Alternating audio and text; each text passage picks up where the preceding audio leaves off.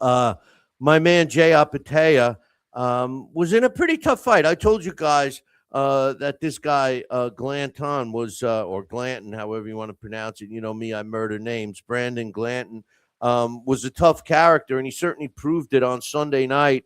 But the technical skill of Apatea was just a little too much, and he won a unanimous decision. He improved to 30 wins, no losses, 23 coming by knockout. Glanton drops to 21-3 with 18 knockouts. I tell you something. You know, Glanton was saying before this fight, you're gonna know who I am. I'm gonna get a lot of respect after this fight. He got respect from me. I'd like to see him again. Not that he put on some kind of great performance, but he stayed on his feet for 12 rounds against Jai Opetaia, which, in my opinion, in the cruiserweight division, is pretty good. Jai Opetaia won the very first Zuffa Boxing world title. He's now the Zuffa Boxing, and temporarily, I guess, I don't know, I'm going to be talking about that fight. That's another side fight that Jai Opetaia is having with the IBF, who, according to Team Opetaia, at the last minute told him he wasn't fighting for it, but the IBF has a different version of the story, blah, blah, blah. But anyway, Opetaia took home the first Zuffa Boxing belt. I thought this fight was okay at the end. All three judges scored the fight the same, 119-106. Crazy score. Well, that's because of the crazy ass judge that was judging this fight. The referee who was refereeing this fight. What a nutcase. I'll get to that in a second. Let me just go through some other fights that were on this card. And of course, I'm going to give Zuffa Boxing another attaboy because I love the card. In a 10-round welterweight fight, Ricardo Salas improved to 23-2 with a couple of draws, with 17 knockouts when he stopped his opponent, Jesus Sachero, in the eighth round. Sachero drops to 16-2 with a couple of draws and 12 of his wins coming by knockout. In a really entertaining fight, excuse me, Pablo Rubio took care of his opponent, and Adrian Palmera was won. He lost a unanimous decision against Rubio.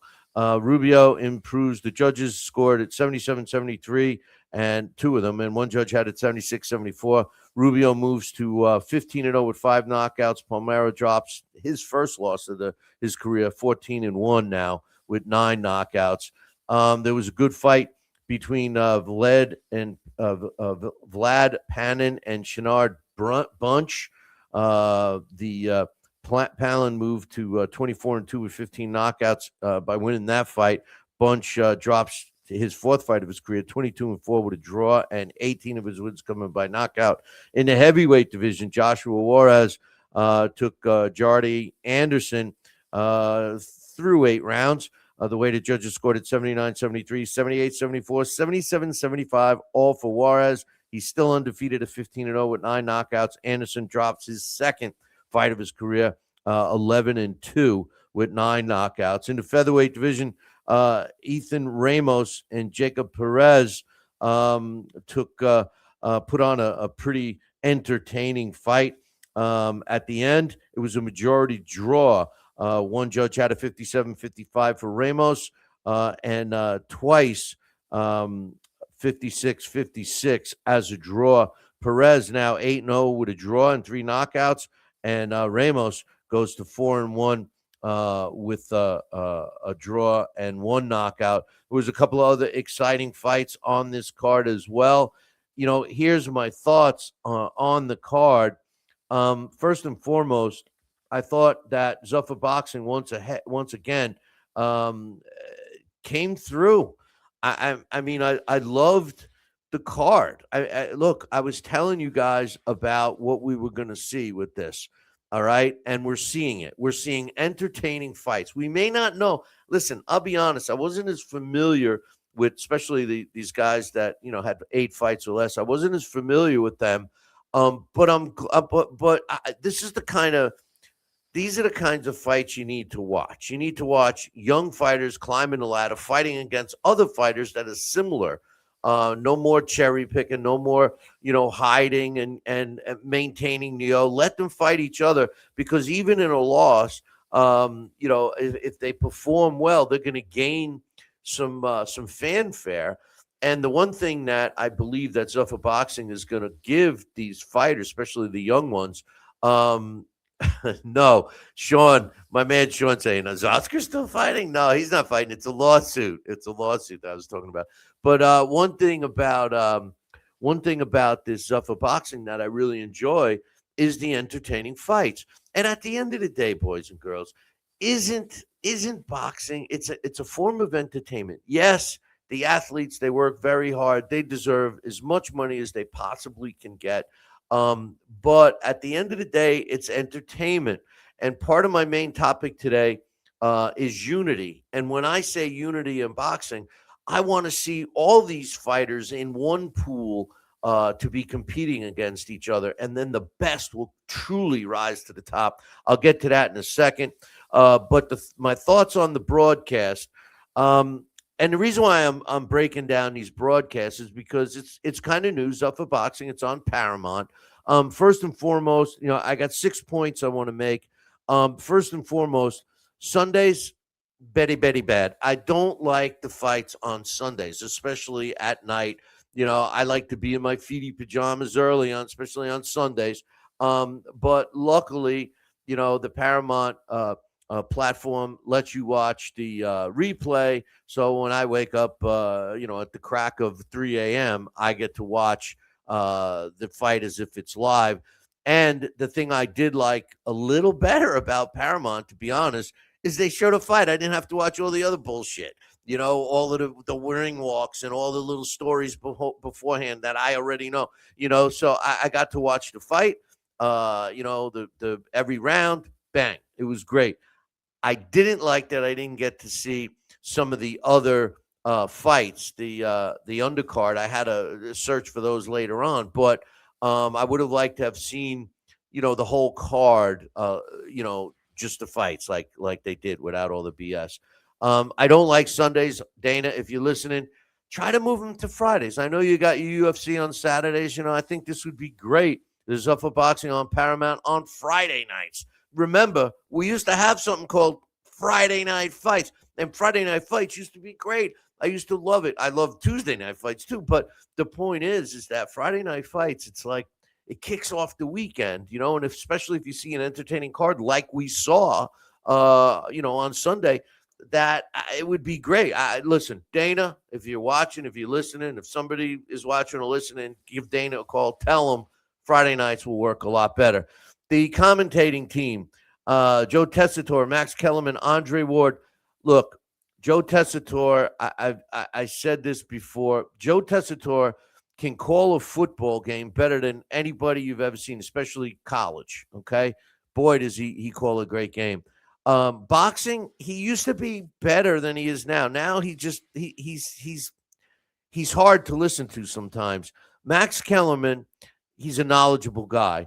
But you got Andre Ward. So, the thing is Max Kellerman is talking about things that Andre Ward should be talking about, and they kind of talk over each other. There was one point where Max was talking about footwork and, being the guy who gets the lead foot and spending all his time, like he's the fighter.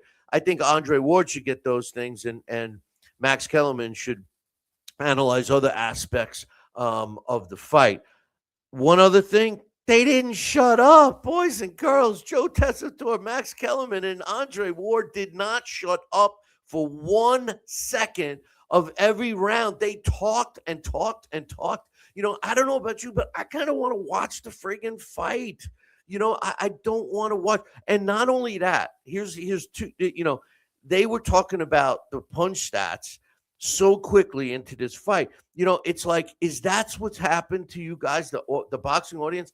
Are you that unknowledgeable of the sport that you need somebody to tell you exactly what's happening every second of 3-minute rounds? I mean, If you haven't seen it, they did not shut up. I kid you not. Now, I've had producers tell me while I'm doing broadcast live, events, got to keep talking. You got to keep talking.